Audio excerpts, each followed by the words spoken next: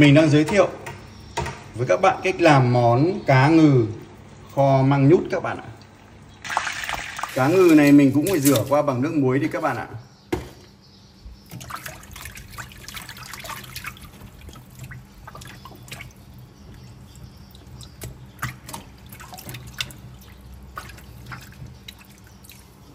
Cá ngừ mình ướp một chút muối vào các bạn nhé.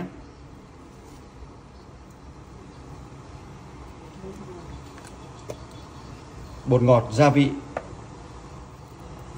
Thịt heo nhà mình dùng là ăn cả da, cho nên việc làm sạch cái da heo này là vô cùng quan trọng các bạn ạ.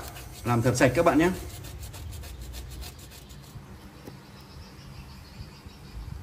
Thịt sau khi mình đã thái khúc như này thì mình cho vào cái nồi các bạn ạ.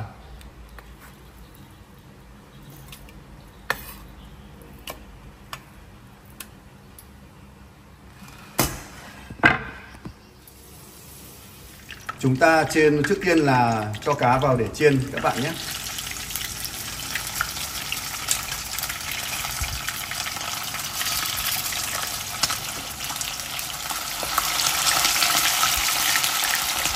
Cá ngừ hôm nay mình mua loại cá nhỏ.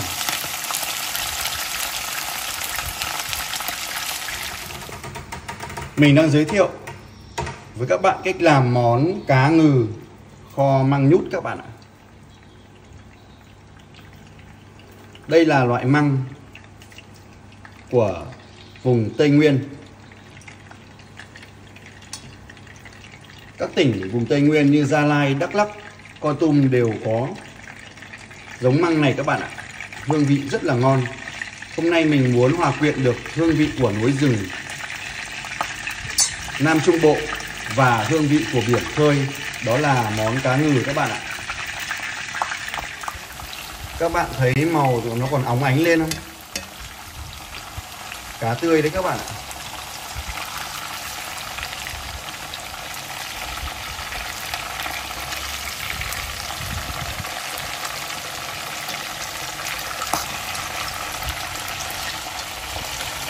Mình cho một vài lát hành vào để lấy mùi thơm, dậy mùi thơm lên các bạn ạ.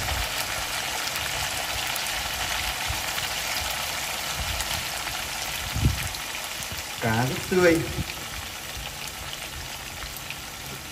Trở lại ướp thịt các bạn ạ.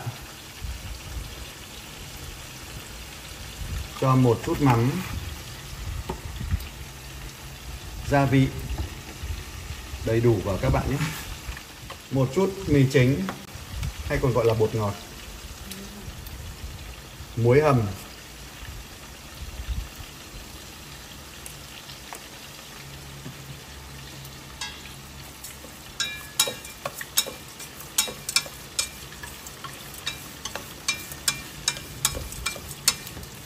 mình đang đứng ở khu vực này để quay nhưng cái mùi cá ngừ khi mà mình chiên lên nha các bạn, thơm nước mũi. Vị thơm lại có mùi vị thơm, lại có mùi vị ngọt ngọt ở trong cái mùi thơm của nó. Thơm quá các bạn ạ. Ở Phú Yên mình thì nổi tiếng với cá ngừ. Có rất nhiều quy cách, size to nhỏ khác nhau các bạn ạ, kích cỡ khác nhau. Và dòng cá ngừ cũng rất nhiều loại thuộc dòng cá ngừ. Ở trong này có những con cá gọi là cá trù hay là cá dưa gang hay là cá nục, nhưng mà nó là họ của nhà cá ngừ đấy các bạn ạ.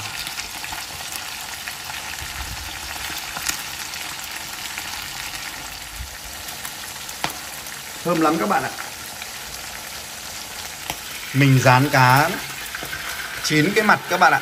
Cái này là không rán dở qua nhá, mà rán 9 cá, làm sao để cái mặt cá nó cứng lại các bạn. Các bạn ơi, thơm quá. Không thể cưỡng nổi được cái mùi thơm này của nó. Mình không rán cái đầu này bởi vì cái đầu này nó sẽ nổ cái mắt. Mình không muốn rán nó, mình để luôn vào trong. Cái đầu ăn rất béo, béo vậy các bạn.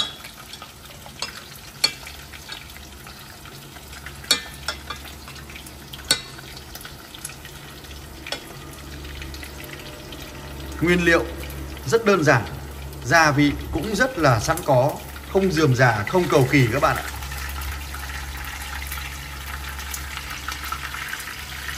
Câu hỏi của các bạn đặt ra là liệu có ngon không, có thơm không? Nó vô cùng ngon và vô cùng thơm. Cảm nhận được vị ngon ngọt của cá, béo ngậy của thịt, ngọt giòn của măng nhút các bạn ạ.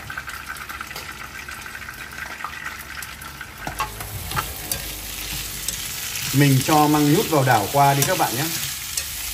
Măng nhút mình lựa làm sao đừng lấy những củ măng nó nát quá các bạn ạ. Thích quay đi quay lại ở cái con cá này các bạn ạ. Nó quá là ngon ấy.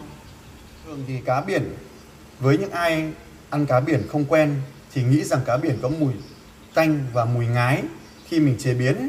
Nhưng thực ra thì có thể những con cá đấy là do trong quá trình vận chuyển người ta đi bảo quản nó xa. Thì còn những con cá tươi được đánh bắt lên như ở nhà mình đang làm như thế này thì nó có một vị thơm ngọt. Khi mình chế biến lên không có cái mùi ngái, mùi ngây của nó đâu các bạn ạ. Cá ngừ và măng nhút sau khi kho khoảng 2 tiếng đồng hồ các bạn. Bây giờ cá đã nhừ và cạn nước rồi các bạn ạ. Bây giờ mình có thể cho tăng nhiệt độ lên, đun lên để cho cạn nước đi là chúng ta bắc ra để dùng các bạn ạ. Các bạn ơi, món ngon của mình đã hoàn thành này. Cá ngừ kho măng, món ăn ngon tuyệt vời của người Việt Nam đấy các bạn ạ. Các bạn ơi, vậy là mình đã hoàn thiện xong món ăn cá ngừ kho măng nhút rồi các bạn ạ. Chúc các bạn thành công với món cá ngừ kho măng nhút. Món ăn ngon dành cho gia đình các bạn nhé. Ẩm thực của Việt Nam luôn phong phú và ngon phải không các bạn? Cảm ơn các bạn đã xem. Xin chào và hẹn gặp lại các bạn ở các video sau.